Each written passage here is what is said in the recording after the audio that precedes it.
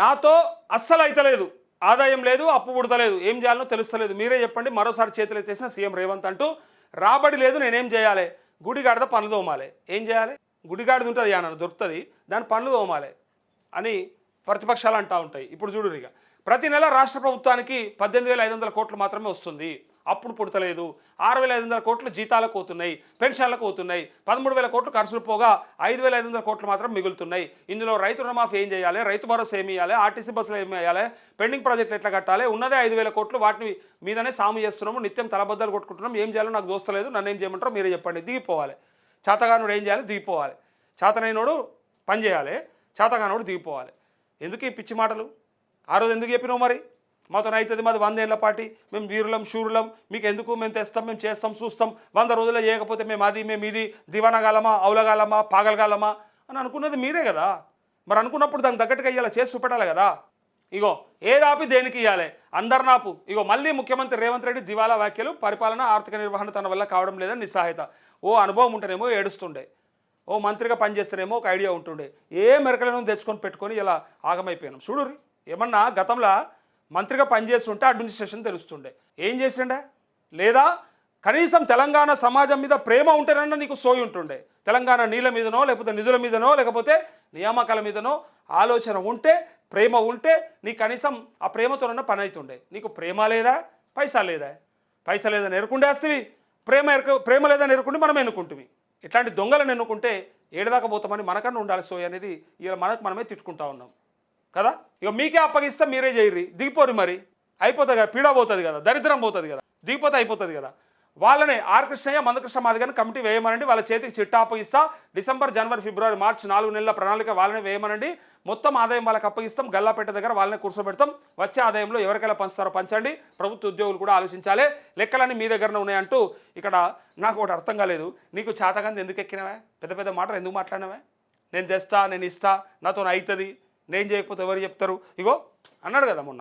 ఇగో ఈ మాటలు చూడు, ఇవన్నీ చెప్పినప్పుడు ఎందుకు మరి మాట్లాడినావు? ఇగో మీరు చూడండి ఒకసారి, ఈ మాటలు విన్నాక మీరే చెప్తారు. ఆ రోజు ఎందుకు మాట్లాడినావు మరి? మనతో గాంధీ ఏం చేయాలని నన్ను ఊకోవాలి కదా. ఇగో పెన్షన్ ఎంత వస్తుంది? 2,000 వస్తుంది కదా.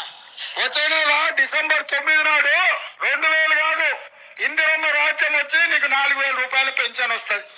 పీకనికి చెప్పినావా? చేతగాంది ఎందుకు చెప్పినావు అని ఇలా వాళ్ళే ముసలు అంటా ఉన్నారు. ఉత్తగానే మాటలు పడుతున్నావు. మరి ఆ రోజు ఎందుకు చెప్పాల్సి వచ్చింది ఇట్లా? ఇప్పుడు ఎందుకో చేతనైతలేదని చెప్తున్నావు.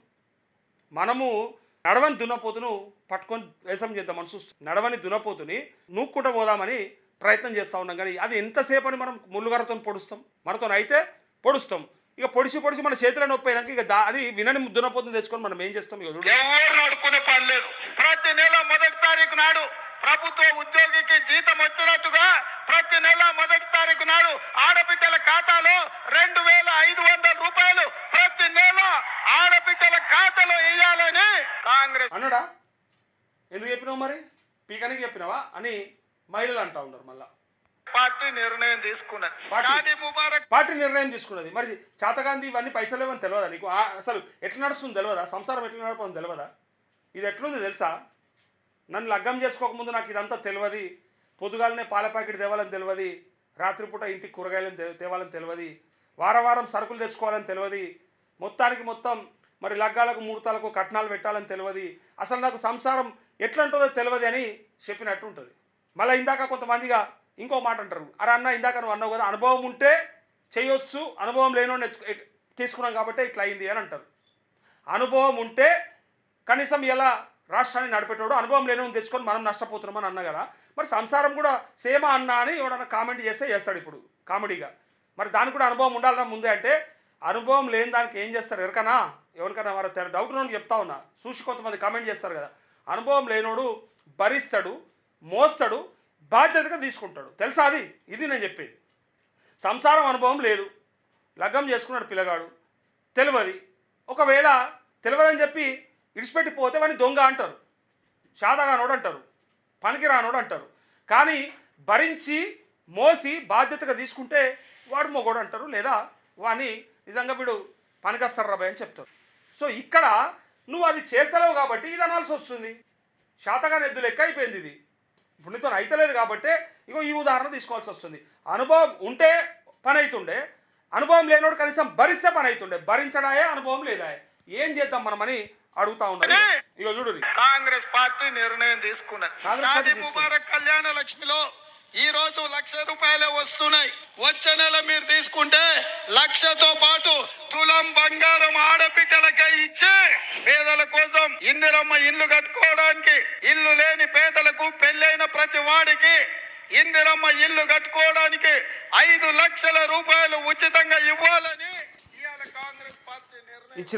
ఇచ్చినావు పో మన్ను బూడిది ఇచ్చింది, మన్ను బూడిది. ఇక ఏమి ఇచ్చిండో తెలియదు.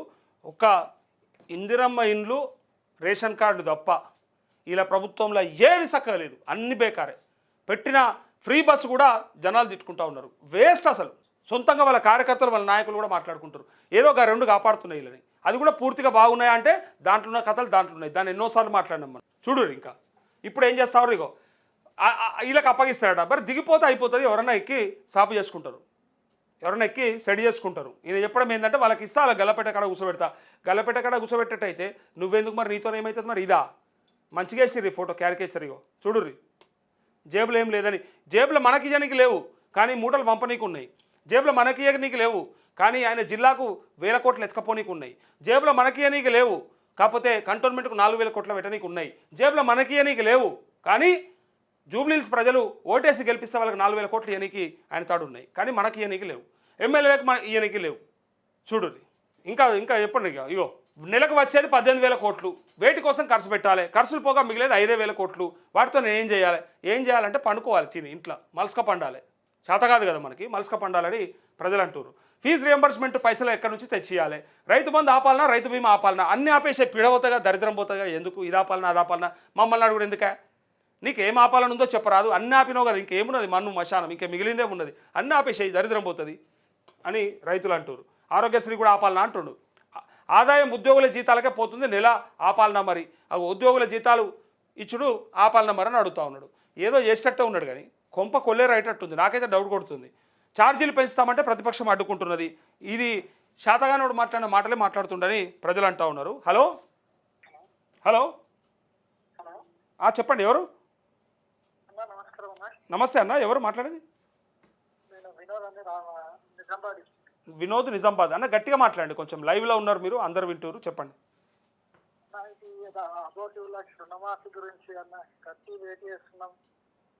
ఏదన్నా 2 lakhs అబోదా? 2 lakhs అబోది చెయ్యమని చెప్పారు కదా అన్న, కావని చెప్పారు కదా. అది నువ్వు సింపుల్గా వేస్ట్ ఫెలో అంటున్నావు, ఎందుకంటే లైవ్లో ఉన్నావు కాబట్టి.